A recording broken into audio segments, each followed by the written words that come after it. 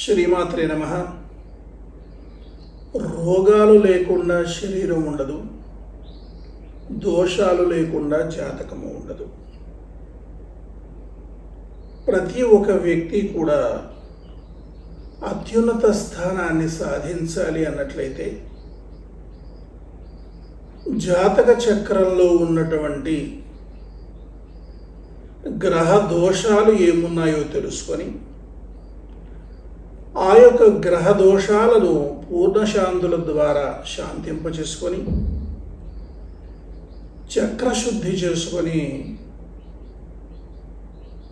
అత్యున్నతమైనటువంటి స్థితిని సాధించుకోవచ్చు.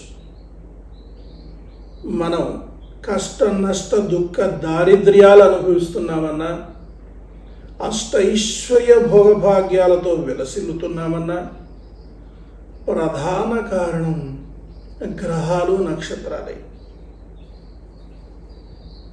మనం పుట్టినటువంటి సమయానికి గ్రహాలు ఏ ఏ స్థానాల్లో ఉన్నాయో దానిని బట్టి, ఏ నక్షత్రంలో ఏ పాదంలో పుట్టామో దానిని బట్టి మన జీవన గమనం అనేది కొనసాగుతుంది. అందుచేత నక్షత్ర దోషం ఉన్నదా,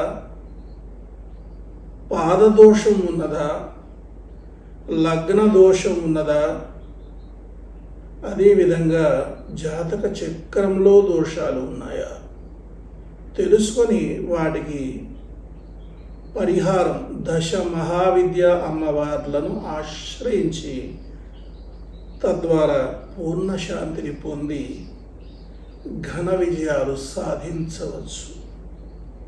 అందుచేత ప్రతి ఒక్కరూ కూడా ఘన విజయాలు సాధించాలనుకునేటువంటి వారు ఈ విషయాన్ని ప్రధానంగా దృష్టిలో ఉంచుకోవాలి. శ్రీమాతా కృపా కటాక్ష సిద్ధిరస్తు.